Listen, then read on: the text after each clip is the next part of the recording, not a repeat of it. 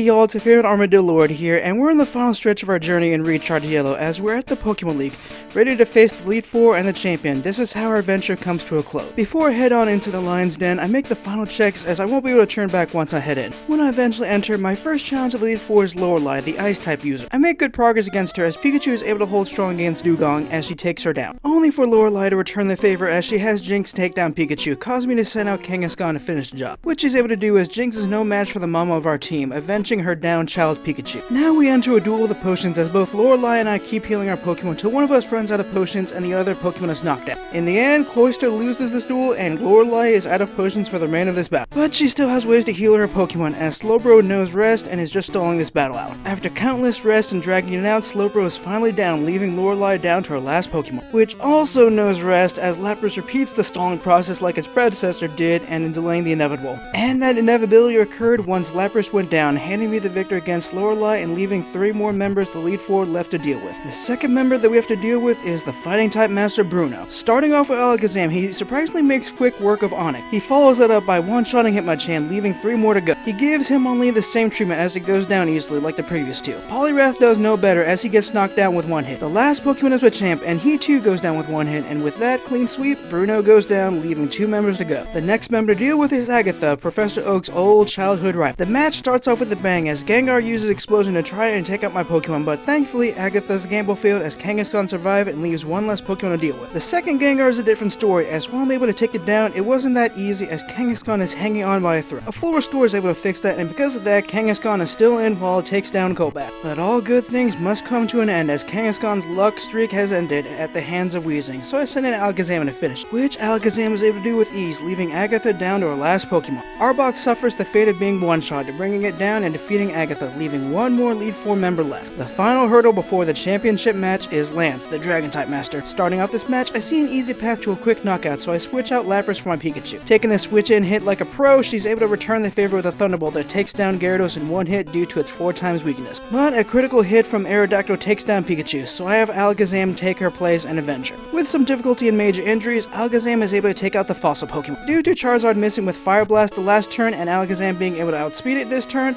I'm able to knock it out. Alakazam's luck is on a hot streak as Lance doesn't have a Kingdra and only has Seadra, so he's able to one-shot the not-yet Dragon Pokemon. The luck finally runs out as Alakazam falls at the hands of Dragonites, so I send in Lapras to put this pseudo legendary on ice. Once it was his turn, Lapras sealed the injured Dragonite's fate with an Ice Beam, taking it out and defeating the final member of the Elite Four. With all Elite Four members defeated, all that's left is the current champion of the Kanto region, Tristan. It's now time to have our 8th and final battle with our rival. I'm a broken record at this point as Pikachu takes out Pidgeot in 1 hit, giving me an early lead against the champ. We then switch into Venusaur to take care of Marowak, which doesn't take too much difficulty. I make a switch again as I send out Dragonite to save Venusaur and take out Rapidash, but he's able to deal a surprisingly good amount of damage to my pseudo-legendary, which leads to Jolteon being able to defeat my weakened Dragonite, so I send in Venusaur to avenge. However, Jolteon pulls an upset as a critical hit, super effective hidden power is able to take down my Venusaur before he can do anything, leaving me to send out Alakazam to try to finish things off. Third time is the charm as Alakazam was able to take down the annoying evolution, only for Alakazam to fall at the hands of the bulky Slowbro, so I send in Pikachu to break through the Slowbro wall, which she's able to do as Slowbro's rest all attempt failed, leaving 1 more Pokemon left, the infamous shiny Vileplume. Pikachu has now mastered her new body as she's able to drill peck it in submission, defeating my rival for the 8th time, taking the championship crown from him,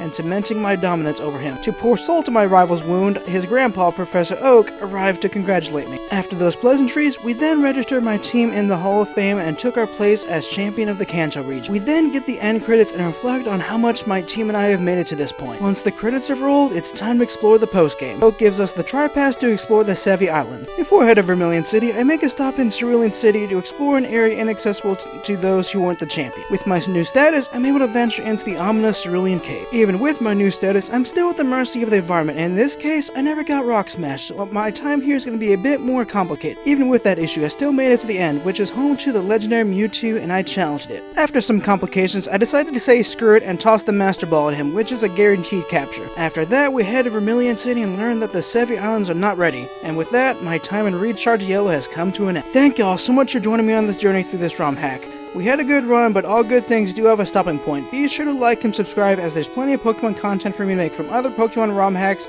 to the mainline Pokemon games. This is your favorite Armadillo Lord signing out, y'all.